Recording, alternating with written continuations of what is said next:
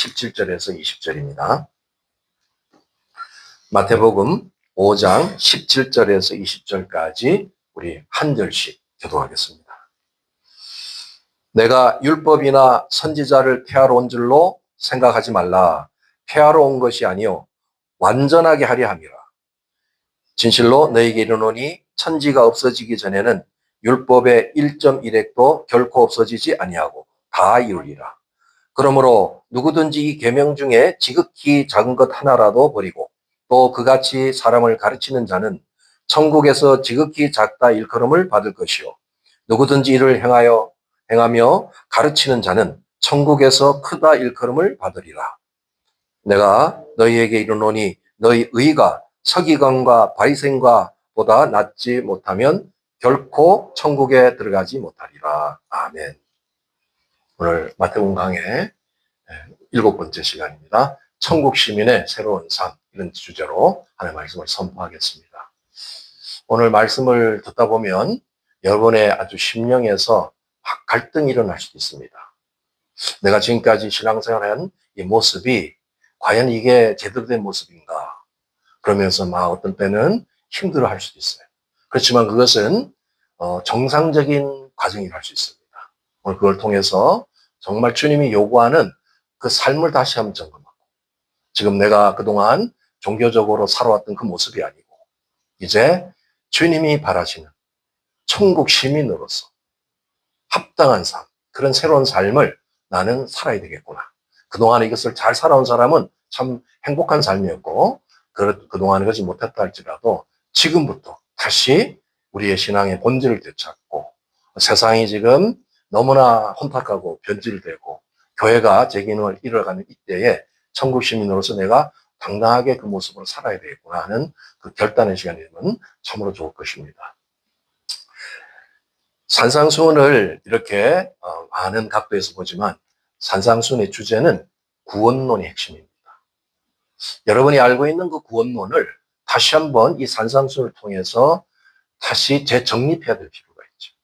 그리고 우리가 예수님께 구원을 받게 되면 이제 우리는 구원받은 거 끝난 게 아니라 그때부터 천국 시민으로서의 삶을 훈련받고 살아가는 것입니다. 그 삶은 이 세상의 넓은 길로 가는 것이 아닙니다. 오늘 교회가 타락한 이유는 세상의 넓은 길로 가려 하기 때문에 그런 거예요. 그래서 세속주의에다 빠져가지고 또 그런 세상의 그 쾌락을 즐기려 하기 때문에 교회는 망하는 것입니다. 우리의 삶은 그런 길로 가는 게 아니라 좁은 문, 좁은 길로 들어가는 거예요. 이 길을 위해서 산상수훈은 어떻게 그 길로 가야 될까, 어떻게 살아야 될까를 안내해주는 안내서라는 겁니다. 그래서 이 산상수훈은 너무나 귀한 것이죠. 우리가 지난번 말씀을 살폈지만 이 산상수훈은 어떤 윤리, 그 교훈 이런 것을 전달하는 그런 목적보다는 바로 그리스도인들이 꼭 살아가야 할 생명의 말씀이죠. 이것은 늘 우리를 주관하고 우리를 이끌어갈 살아있는 말씀이 되어야 됩니다. 그래서 5장 전체가 이 천국 시민으로서의 그 자격을 제시합니다. 우리가 구원받고 천국 시민이 되면 당연히 그 어떤 혜택을 누리지만 시민으로서의 어떤 자격을 갖추고 살아야 될까, 이것을 또 강력하게 말씀하고 있죠. 그래서 이제 팔복에 대해서 또 세상의 빛과 소금에 대해서 이제 지난 시간에 살펴보고, 오늘 그 뒷부분인데, 오늘 말씀은 예수님께서 구약의 십계명, 이스라엘 백성들이 그렇게 이제 귀하게 여기는 십계명을 온전히 완성시켜서 이걸 실천하게 하시는 그런 말씀. 십계명을 우리가 지키냐 안 지키냐 이 수준이 아니고, 오늘 예수님께서 십계명을 주님의 그 진리의 관점에서 완전하게 만드셔가지고 그걸 우리에게 전달하기 때문에 주님의 말씀, 이 산상수훈에 있는 이 말씀을 우리가 지키게 되면 십계명은 넉넉히 다 지킬 수 있게 되는 거죠.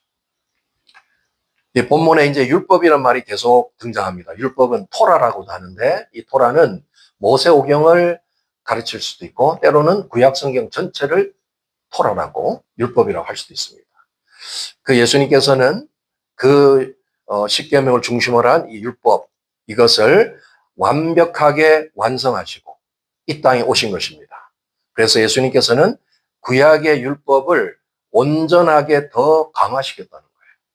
그러니까 구약의 성도들은 십계명 율법만 잘 지키면 되지만 신약의 성도들, 천국 시민은 그거 이상의 수준으로 이제 이 삶이 발전하게 되는 거죠. 그렇기 때문에 이 구약에서 최고의 선지자라고 했던 바로 세례 요한, 침례 요한을 극찬하지만 천국에 있는 자는 그 세례 요한을 능가하는 자라고 얘기합니다. 왜 그러냐면 삶의 차원이 다르기 때문에 그렇죠.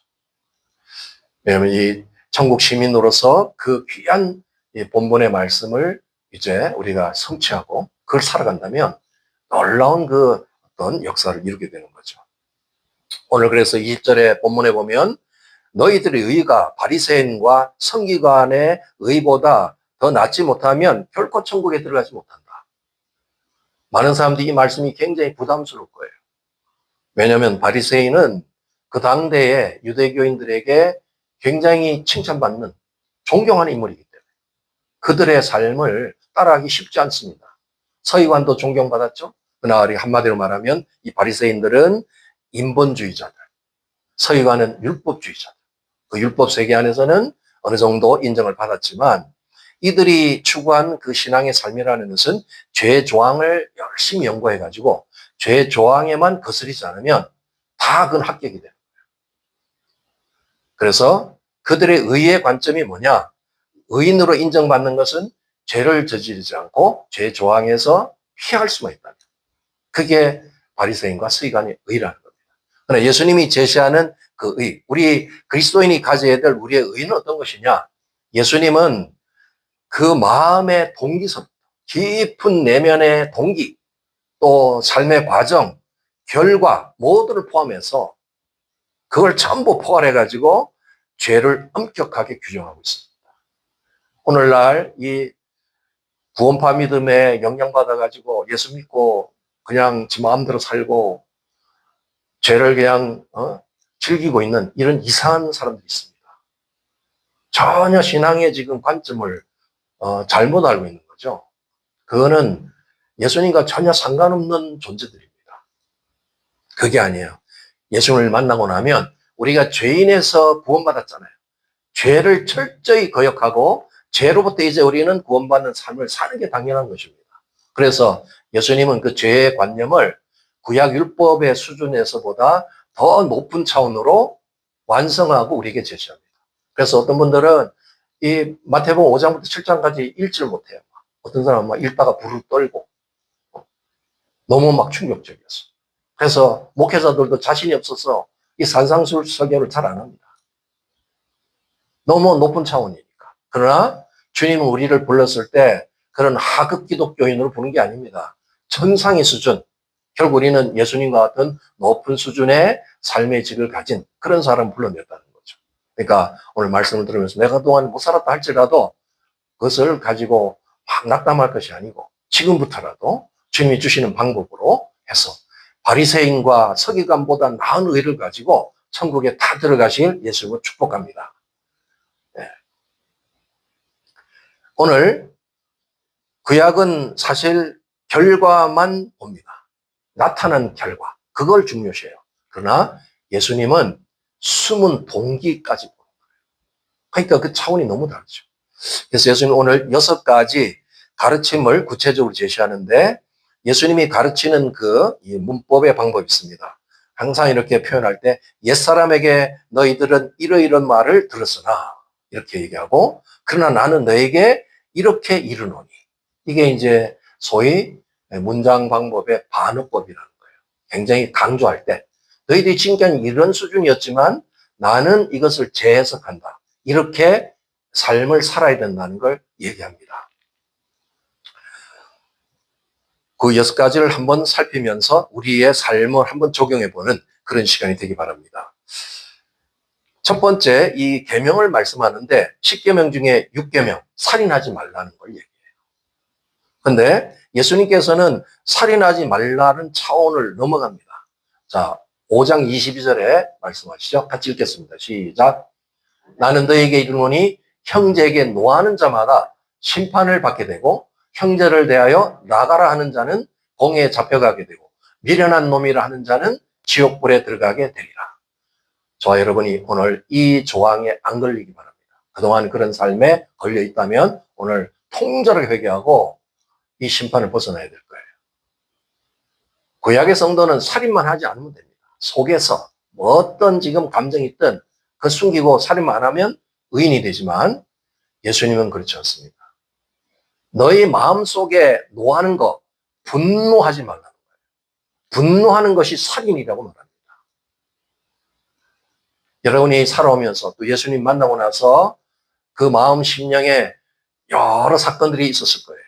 거기에 관계되는 사람을 놓고 얼마나 분노하셨습니까? 한번 잘 생각해 보세요. 오늘 몇 사람이나 살인하셨습니까? 지금 가운데도 아직 해결하지 못하고 그 마음에서 지금 끓어오르는 그 분노심, 누구를 향해서 그런 분노심이 있다면 지금 여러분은 살인하고 있는 거예요. 어떻게 해야 될까요?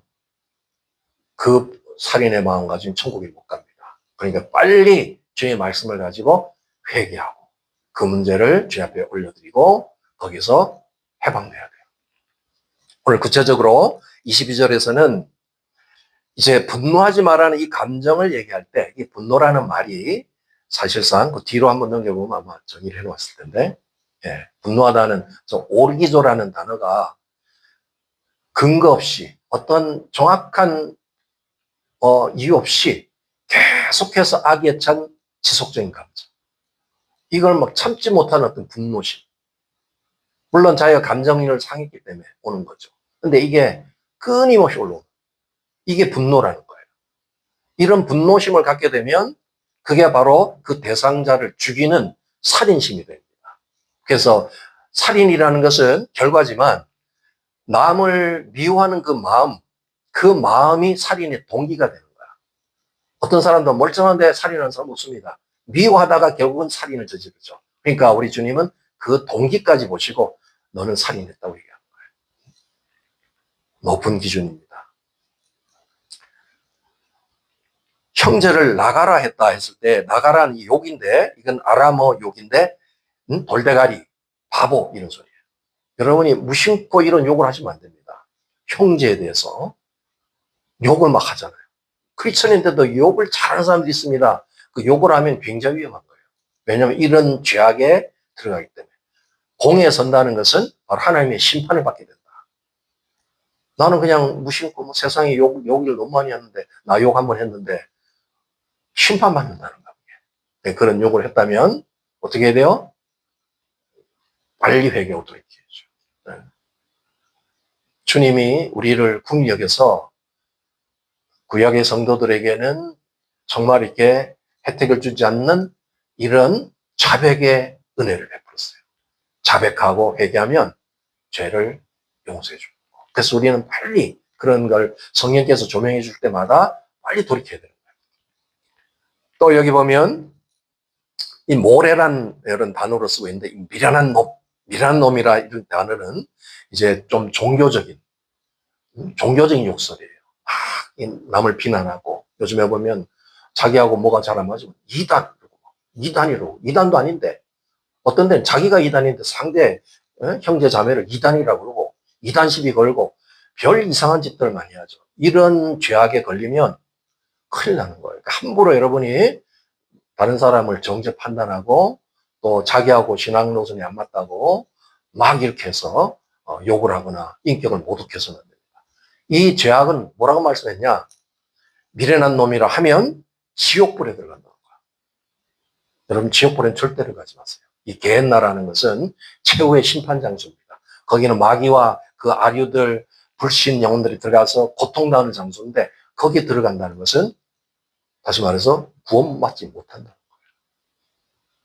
이 산상수훈의 이제 구원론을 보면은 구원론이 굉장히 강화됐다는 걸 말합니다. 나는 그동안에 그렇게 생각 안 했는데, 나는 예수만 믿고 있으면 오직 믿음 그러면 다 구원받는 줄 알았는데, 그게 잘못 배운 거죠. 오늘 말씀을 통해서 성경은 전체가 조화롭게 균형을 잡고 있는데 어떤 한 부분만 가지고 그렇게 신앙을 구축해서는 위험한 거예요. 이런 욕을 해대는 것은 형제를 모욕하고 인격적으로 살인하는 것입니다. 내가 욕을 하는 것을 앞으로는 내가 사람을 죽였다고 생각해야 돼요. 욕을 하실 거예요, 안 하실 거예요? 그래도 하고 싶어요? 네, 알아서 하세요. 이거는 주님 말씀이 저는 대언하는 거니까 뭐 우리끼리 뭐 좀 봐주면 안 되나? 봐줄 수 있죠. 그러나 주님은 안 봐줘요. 주님은 말씀대로 심판하기 때문에. 그래서 산상순이 고창적인 말씀이라는 거예요. 그러니까 구약에서는 사람을 죽이지 말면 되지만 예수님은 그 마음속에 있는 그 분노심, 누굴 향해서 심지어 욕을 하고 있는 뭐 들리게 욕을 할 수도 있고 뒤돌아 욕을 할 수 있지만 그것까지도 살인행위로 간주하시고 심판하시겠다는 거예요. 그러니까 안 하시면 되는 거죠. 그래서 우리는 남을 미워하는 그런 마음을 거절하고 그런 마음이 들어올 때 빨리 거절하고 예수님의 마음으로, 예수님은 그 마음으로 모든 걸 수용하시고 다 용서하신 우리 신앙의 모델이시기 때문에 예수님의 마음을 달라고, 오늘도 우리 주님 마음 달라고 기도했죠. 찬양했죠. 그 마음이 여러분을 지배할 수 있기를 예수님 축복합니다. 두 번째 가르침은 그 23절과 24절에도 또 말씀하셨네요. 같이 한번 보겠습니다. 시작. 그러므로 예물을 제단에 드리려다가 거기서 내 형제에게 원망 들을 만한 일이 있는 것이 생각나거든. 예물을 제단 앞에 두고 먼저 가서 형제와 화목하고 그 후에 와서 예물을 드리라. 우리가 이제 주님 앞에서 드리는 예배 중요하죠. 그 예배를 받고 싶어 하시죠. 그런데 형제와의 어떤 관계가 깨어지고 형제와의 불화가 있을 때는 먼저 그것부터 회복하라는 거예요. 이게 주님의 수준입니다. 주님은 예배를 기뻐하시죠. 그러나 예배가, 온전한 예배가 되기 위해서는 먼저 사람의 관계를 회복하고 오라는 거예요. 사람하고는 막 불화 상태에 있는데 지금 나는 예배를 잘 드렸다. 그는 가짜 예배라는 거죠. 그래서 그 말씀을 쭉 이어가다 보면 형제에게 잘못해가지고 법정에 끌려가기 전에, 법정에 가면 이제 그 심판받는 거예요. 그 가기 이전에 빨리 화해하라. 화해 기회를 놓치지 말라. 이렇게 말씀하는 겁니다. 그래서 우리 주님은 우리 주님과의 관계도 중요하지만 또 사람과의 관계도 굉장히 중요하죠. 모든 관계 회복돼야 되는데 그런 관계 속에서 진정한 예배가 나올 수 있도록 이걸 말씀하시는 거죠. 자, 두 번째 가르침으로 넘어가 보겠습니다. 10계명 중에 7계명은 간음하지 말라는 내용이 나오죠. 육적으로 몸으로 간음만 안 하면 구약에서는 다 어렵다고 할 수 있죠. 그러나 주님은 뭐라고 하시는지 보겠습니다. 마태오 5장 27절, 28절. 시작. 또 간음하지 말라 하였다는 것을 너희가 들었으나 나는 너희에게 이르노니 음욕을 품고 여자를 보는 자마다 마음에 이미 간음하였느니라. 이거는 뭐 남자한테만 한 얘기겠어요? 여자도 반대로 생각해야 돼요. 여자도 남자를 보고 음욕을 품으면 간음하는 거예요. 남자를 대상으로 했지만 남녀 똑같이 적용되는 얘기죠. 이제 주님의 수준은 음욕을 갖게 되면 벌써 간음했다고 얘기해요. 여러분이 어떤 상황에서 때로는 뭐 갑자기 어떤 유혹이 있어가지고 그래서 너무 이렇게 저는 옛날에 이제 좀 청년 시절은 왜 그런지 모르지만 크리스천인데도 자꾸 이렇게 미인대회를 많이 봤어요. 미인대. 네? 그래가지고 미스 코리아, 미스 월드 이런 거 맨날 보고 그에 이제 속으로 혹시 저 여자 중에 미스 월드가 내 부인이 될지 않을까 뭐 이런 이상한 상상을 해가면서 그 짓을 했는데 결혼하고 나서는 안 봤어요. 네. 그 전까지. 그 보다 보면 헷갈린다. 막 미혹이 돌아.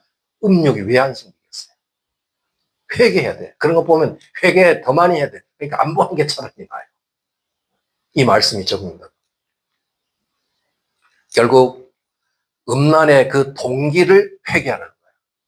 음란을 저지르는 이전에 그 동기, 그거부터 회개하는 거예요. 음행이 일어나는 것은 행동보다 마음이 먼저 앞서가는 거예요. 마음 때문에 행동이 나오는 거죠. 간음이라는 것은 사실 남의 아내를 도둑질하는 거예요. 그 도둑놈이죠. 그런 어떤 동기. 결국 간음이라는 것은 우리 안에 음란한 마음을 갖는 것부터 시작되는 거예요.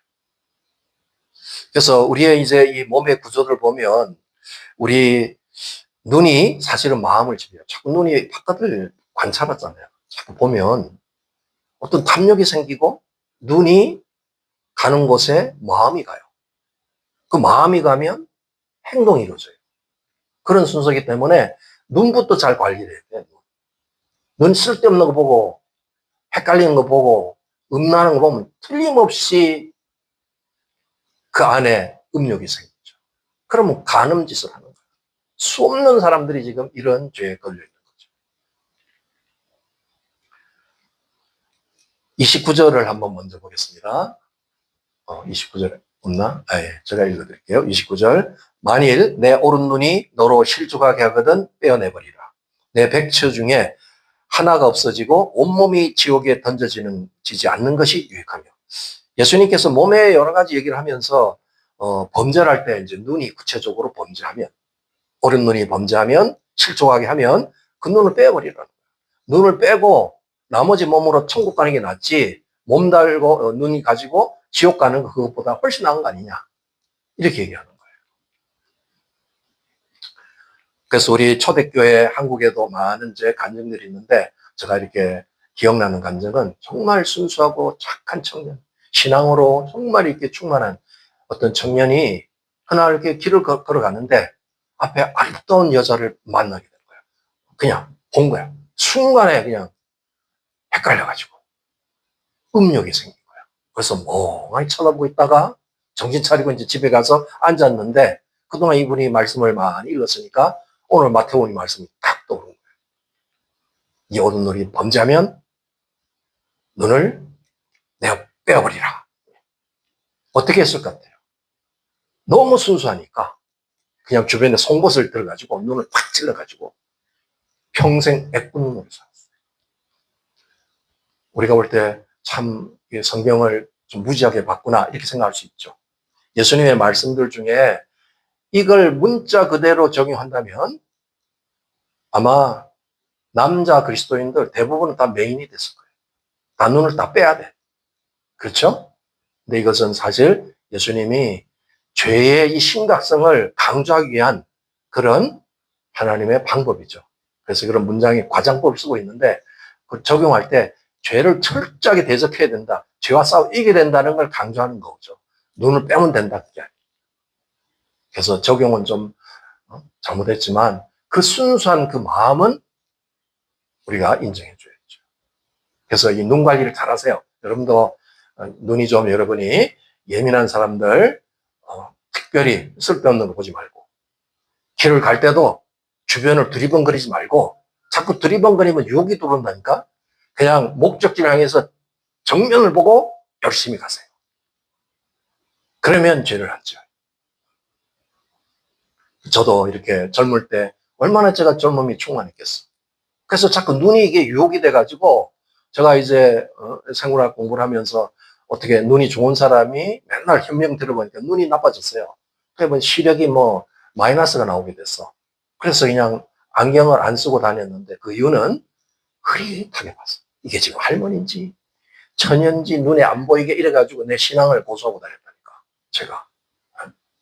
굉장히 유익해요. 이렇게, 이게 여자 같긴 한데 이렇게 지나가야지.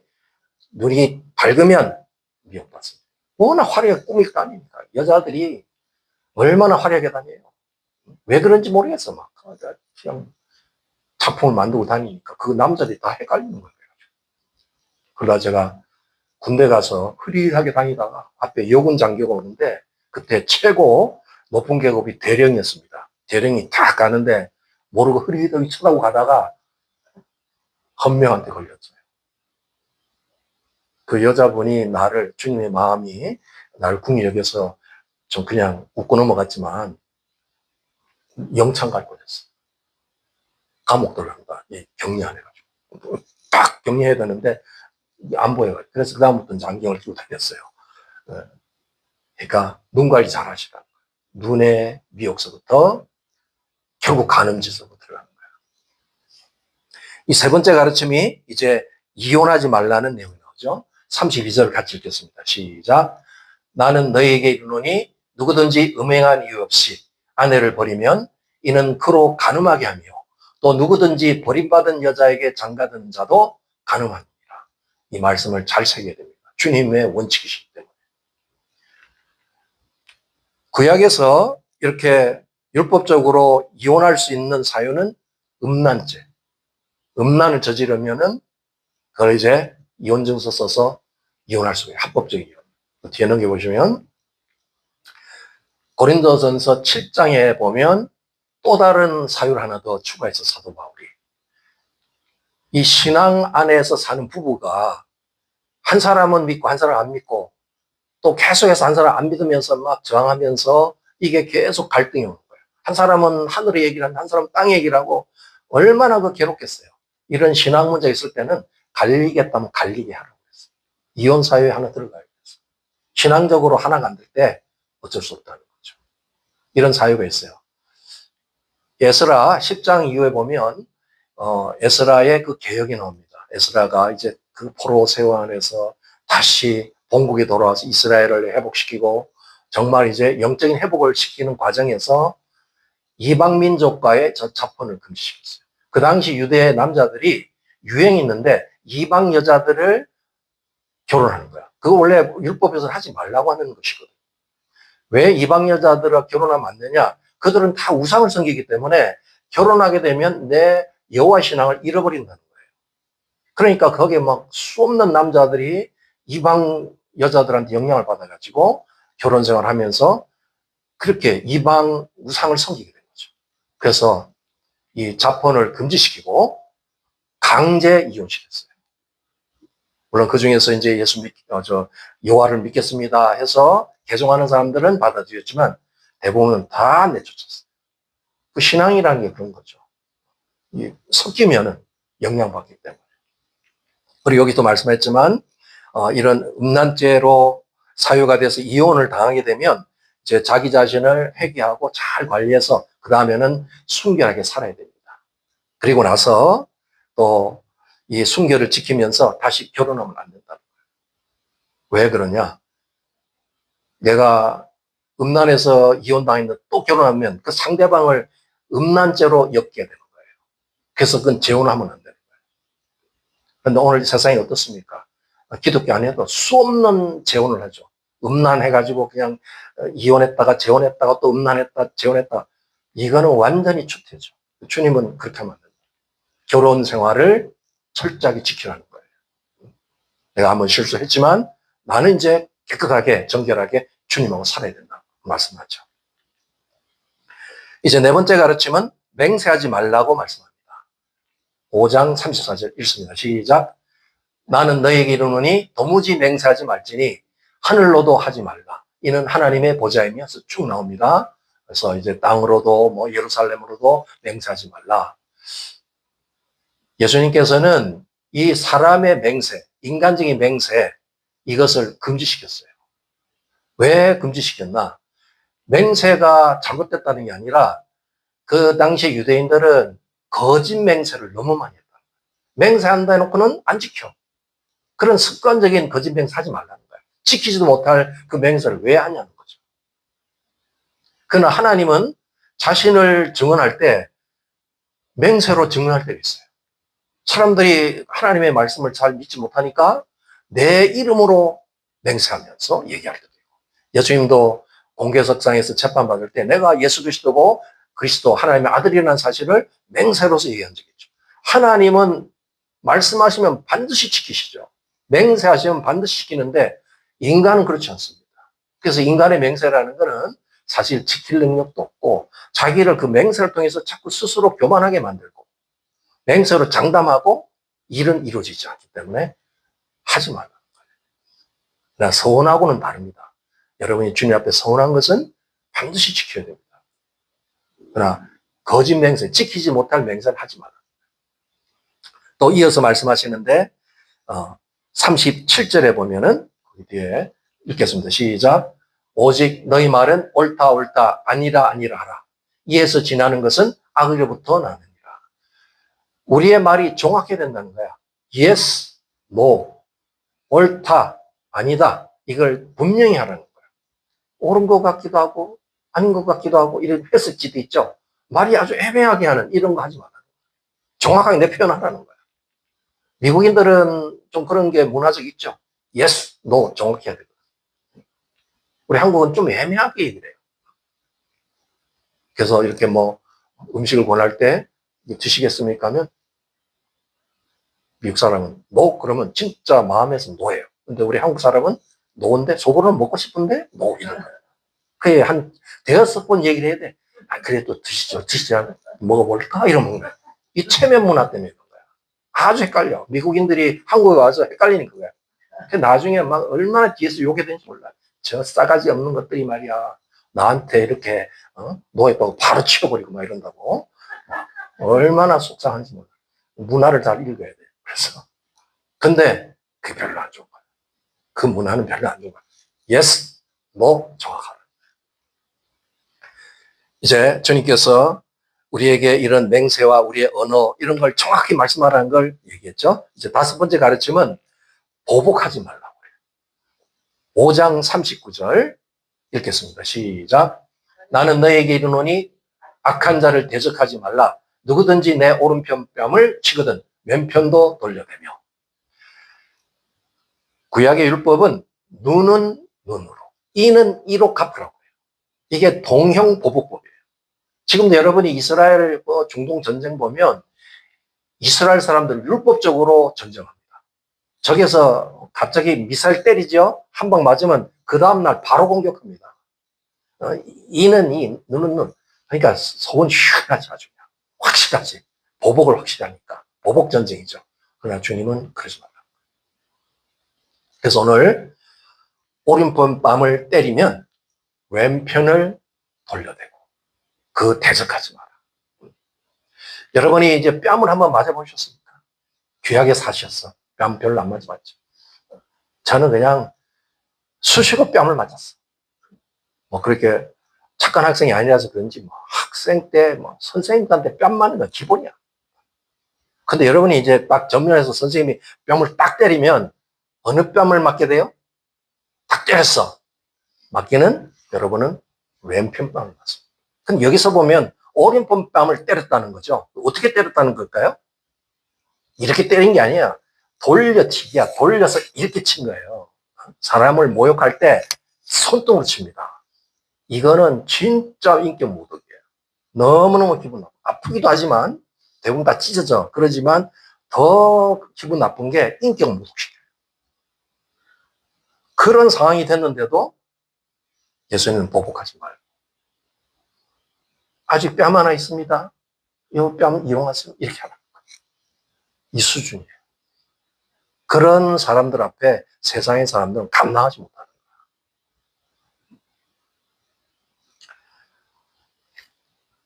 40절 계속해서 이어서 말씀하죠. 40절 보시면 또 읽습니다. 시작. 또 너를 고발하여 속옷을 가지고자 하는 자에게 겉옷까지도 가지게 하며.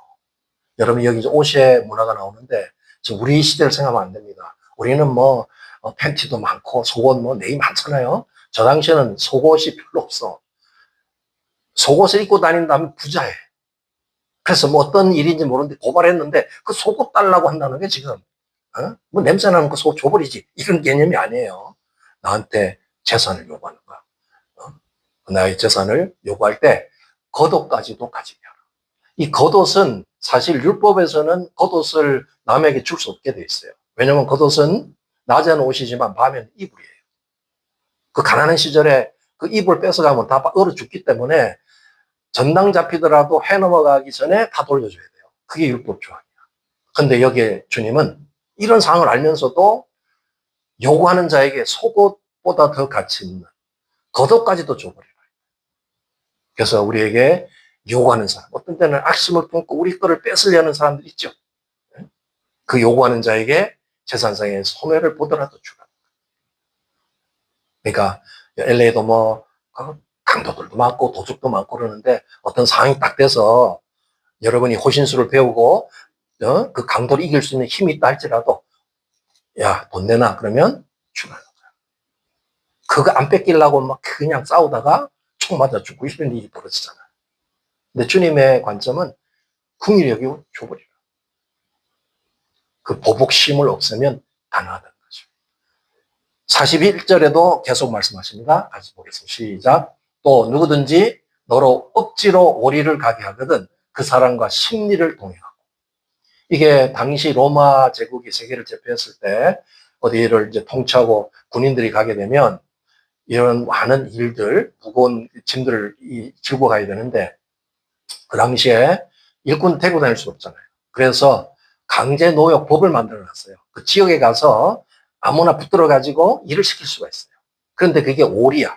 오리를 로마의 어떤 단위로 본다면 이제 1마일, 한 1.5km 정도 돼요. 꽤 먼 거리예요. 그걸 막 짐을, 무거운 짐을 들고 가야 되는 거야. 합법적인 건데 예수님께서 뭐라고 말하는가? 오리가 아니라 2배, 심리도 같이 가지고. 부당한 일을 당할 때, 어떤 막 지금 힘든 일을 시킬 때도 자원해서 일을 더 하라는 거예요. 우리 주님의 수준 아시겠죠? 그러니까 우리 안에 이 어떤 세상적인 관점이 들어와 있으면 굉장히 이기적이고 자기 관리 뭐 이런 거 하느라고 막 이해타산 이런 거 하지 마라. 그냥 후히 줘버리라. 우리는 뺏길지 모르지만 그 순간에 주님은 보시고 계신 거예요. 주님은 다 기억하고 계신 거예요. 주의 말씀을 따라서 우리가 그렇게 한다면 그건 아름다운 일이 됩니다. 이게 천국 시민의 아량이에요. 넓은 마음. 이런 넓은 마음을 좀 가지고 다녀요. 마음이 완전히죠. 좁은 마음을 뭐라고 표현하는지 아시죠? 뭐라 그래요? 밴댕이 소갈딱지. 밴댕이들이 너무 많아. 이 마음을 예수님 마음으로 바꾸셔야 돼요. 그래서 어떤 상황, 내가 지금 피해보고 뭐 손해보는 상황이 많이 생길 거예요. 그럴 때 줘. 내가 줄 수 있으면 주라. 보복하지 말라는 거예요. 이 주님의 관점이에요. 마지막으로 6번째 가르침은 원수를 사랑하라고 말씀합니다. 구약의 율법은 원수를 미워해야 돼. 미워해야 돼. 그건 정당한 거예요. 그리고 보복하는 거야. 근데 그렇게 하지 마. 5장 44절 읽습니다. 시작.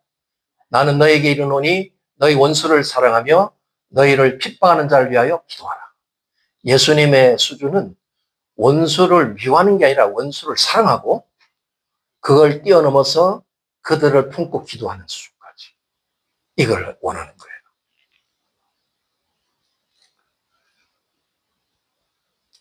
우리가 이런 마음이 어디서 나오겠어요? 우리의 죄성에서는 절대 안 나옵니다. 죄의 기질, 죄성에서는 이런 보복심이 나오고 원수 갚으려고 막 얼마나 그렇게 이제 기회를 보겠어요. 그거를 초월하는. 그게 바로 예수님의 마음이죠. 예수님이 온 세상 원수들을 사랑하게 해놓으신 거죠. 저와 여러분이 옛날에 다 예수님의 원수였다는 사실 아시죠? 그 원수가 예수님을 십자가에 못 박았다는 사실을 알아야 돼요. 그 로마 병정이 십자가에 못 박았는데 그게 아니에요. 여러분이 예수님을 못 박은 거예요. 그 원수에서 해방돼서 내가 이제 구원받았다면 당연히 원수를 사랑하시죠. 그게 주님의 수준이죠.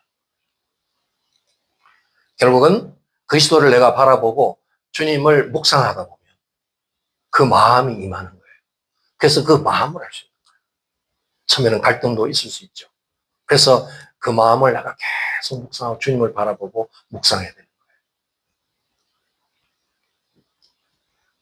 그래서 주님의 이 기준은 용서의 차원을 넘어가는 거예요. 용서해 주는 것부터 넘어가서 원수까지도 사랑해 줄 수 있는 그 수준. 그리고 그들을 품고 기도해 주는 수준까지 가는 거예요. 그러니까 보통 우리 일상에서 정상적인 사람은 이런 삶을 살기가 참 힘들죠. 그러니까 왜 우리가 세상에 나가서 세상에 빛과 소금이 될 수 있냐면 이런 삶을 살아내니까 그 사람들이 생각하는 거예요. 아니, 이 사람들은 좀 특별하구나. 왜 이렇게 살까? 처음에는 바보 같다 그러는데 나중에 깨닫는 거죠. 아, 이게 예수님을 믿는 천국의 시민들이 사는 삶이구나. 거기서 개혁이 일어나는 거예요. 우리가 이런 삶을 살아내지 못하면 세상상 똑같이 그런 사람이 되고 말아요. 그런 사람은 자기의 구원 문제도 한번 생각해 봐야 돼요. 우리 주님 오늘 마지막에 뭐라고 말씀하는지 여러분이 이 사랑의 원자탄의 그 주인공이신 손양호 목사님 잘 아시죠? 그 손양호 목사님이 자기 아들을, 그것도 두 아들을 처참하게 죽인 그 원수, 공산당 청년을 이 말씀을 가지고 처음에 왜 고민 안 했겠어? 근데 말씀을 그대로 적용하고 순종해서 진짜 사랑하고 아예 양자 삼아 버렸죠. 그러니까 한 집에 같이 살았어요. 목사님은 그렇다 치는데 그 가족들이 얼마나 원수와 같이 사는 거예요. 나중에 참 많은 간증들이 있지만 그걸 다 극복하면서 이 삶을 살아낸 거야. 이게 바로 값을 치러야 되는 거야. 이게 산상순의 말씀을 내가 지키려면 그냥 되는 게 아니에요. 값을 치러야 되는 거예요. 그래서 그런 삶을 살아낸 거예요. 그건 예수님이나 손재환 목사님만 되는 거지 이게 아니에요. 저와 여러분도 그렇게 살라고 말씀합니다. 그런 상황이 주어진다면 억지로 상황을 만들 필요는 없어요. 주어진다면 오늘 그것을 교훈 삼아서 해야 되는 거예요. 그러니까 여러분 안에 있는 그 별것도 아닌데 그거 지금 평생 꽁 해가지고 사람을 막 안에서 놓아주지 마. 또 평생 묶여가지고 고통나지 말고 오늘 이 말씀을 적용하시기 바랍니다. 여러분 진정한 해방을 누리게 돼요. 그리고 천국을 누리게 돼. 천국 시민으로서 당연한 삶으로 여러분 보상을 받게 됩니다. 그래서 45절에 전반절을 보면 이같이 한즉 이런 말씀들을 내가 가르친 대로 지킨다면 실천한다면 하늘에 계신 너희 아버지의 아들이 되리니 이 말씀을 잘 묵상하셔야 됩니다. 이런 말씀을 행하는 자가 아버지의 아들이 되리니 하나님의 진짜 자녀가 된다는 거예요. 산상수훈의 삶을 사는 자가 진정한 의미에서 하나님 자녀가 된다는 거예요. 다시 말하면 구원받은 자가 된다는 거예요. 그래서 하나님 자녀의 기초, 지도자의 기초는 산상수훈의 말씀을 실제로 사는 사람이 되는 거예요. 그러면 여러분 구원론이 이제 바뀌어야 되겠죠? 나 그냥 예수 믿었는데 나 구원받았네요. 나는 이제 천국 다 들어갈 수 있어요? 이렇게 자신하면 안 되는 거죠. 구원은 기본이고 하나님의 말씀, 예수님의 말씀을 따라서 그걸 실천하고 사는 자가 진짜 구원받은 자라는 거예요. 그러면 그렇게 살지 못하면 어떻게 된다는 거예요? 나중에 심판이 있다는 거죠. 심판에 못 들어가면 어떻게 되는 거예요? 구원이 취소되는 거예요. 그러니까 이게 심각한 문제라니까. 많은 사람들은 너무 쉽게 구원을 생각해요. 아닙니다. 요즘에 유튜브에 그냥 깔려있는 간증들이 지옥을 갔더니 크리스천들이 그게 우르르 많다는 거야. 목사도 있고 장로도 있고 막 충격받고 와가지고 회개하고 이제 정상적인 삶을 되찾는 이런 간증들이 많이 있더라고요. 그게 맞아요. 저는 옛날에 긴가민가 했는데 주의 산상수의 말씀을 적용한다면 당연히 그렇게 될 수밖에 없어요. 말씀대로 안 살고 산상수훈의 말씀, 천국 시민이 그 가지고 있는 그 진리의 말씀대로 안 산다면 그건 심판받게 되죠. 그러면 다 구원을 놓칠 수 있다는 거. 이런 면에서 우리 구원을 더 심각하게 생각해야 됩니다. 여러분이 그동안 애써서 고생하면서 이 시간까지 왔는데 구원을 놓치면 어떻게 되겠어요? 저는 인간적으로 하는 말씀이 아니에요. 주의 말씀을 대언하는 거지. 여러분이 이 말씀을 반드시 가지고 그동안 내가 나약한 구원론을 가지고 그냥 세상 사람처럼 그 다른 사람들이 그냥 쉽게 얘기했던 그런 구원관을 가지고 있다면 빨리 고치세요. 그건 큰일 납니다. 이제 주님의 때가 가까이 와 있는데 구원을 받아야 될 거 아니에요. 48절 말씀은 반드시 암송하셔야 됩니다. 시작. 그러므로 하늘에 계신 너희 아버지의 온전하신과 같이 너희도 온전하라. 명령입니다. 영어로 be perfect 하라. 온전해야 된다. 하나님이 아버지가 온전하지 않냐. 너희도 온전해라 이거예요.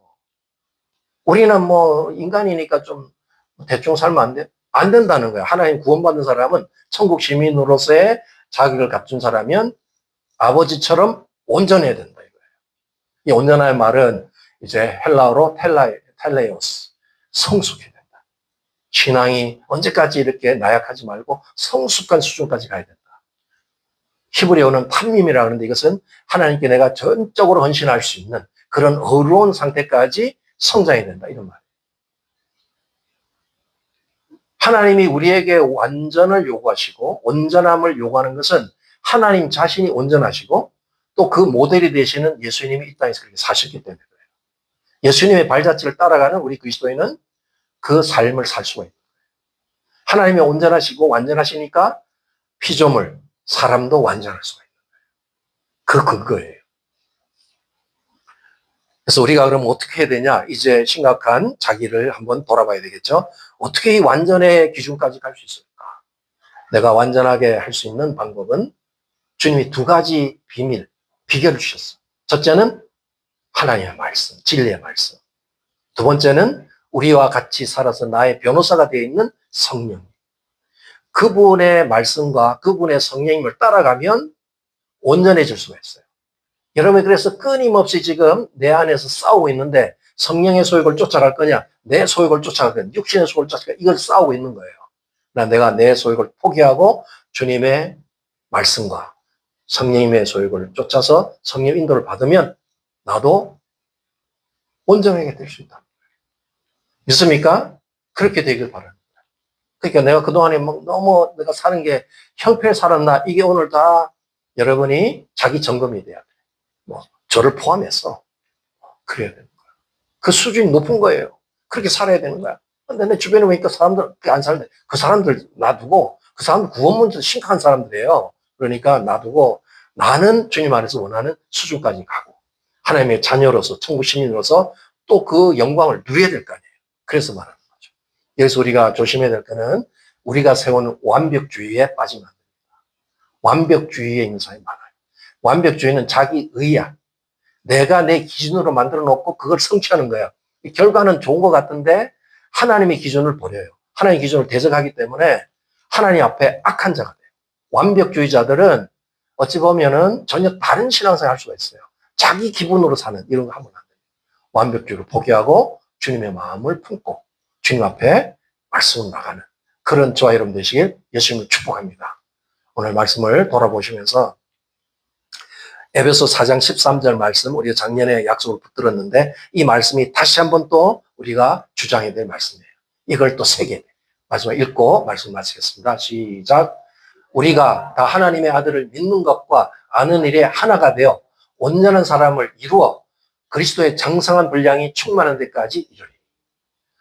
우리가 주 예수님을 믿고 아는 일에, 체험자 아는 일에 하나가 되어서 연합해서 온전한 사람을 이루라는 거예요. 목표를 높이 온전한 사람이 되고 그리스도의 장성한 그 온전함까지 이르러야 된다는 거예요. 그래서 우리는 그리스도 안에서 완전해질 수 있습니다. 할렐루야. 네, 우리에게 다 방법을 주었기 때문에. 그냥 하라면 힘들어요. 그런데 진리의 말씀 우리한테 있죠. 성령님이 우리를 끌고 가시죠. 그분 앞에 순종해서 따라가면 저 수준에 가는 거예요. 네, 그런 일이 저와 여러분의 있기를 예수님을 축복합니다. 네, 같이 기도하시겠습니다. 오늘 말씀을 돌아보면서 내가 천국 시민의 정말 새로운 삶이 뭔가를 알았습니다. 겉으로 외식하는 그런 수준이 아니고 마음 중심에서 진실된 마음의 동기로 나는 삶을 살아내야 되겠구나. 이걸 결단하셔야 됩니다. 또 천국 시민의 자격인 분노하지 않는 것, 간음하지 않고, 이혼하지 않고, 거짓 맹세치 않고, 보복하지 않고, 원수를 사랑하는 것. 이것을 내가 실천해야 되겠구나 결단하시면서 기도하시고, 또 말씀과 성령님 안에서 행함으로써 이제 하나님의 자녀의 그 온전함에 내가 이룰 수 있도록 간구하시고, 한국과 미국의 정말 이렇게 많은 교회의 성도들 이 산상수훈의 삶을 잘 살아내고 참된 천국이 그들의 삶에 같이 임할 수 있도록 위해서 우리 주여 삼창하시고 간절히 통성으로 기도하시겠습니다. 주여.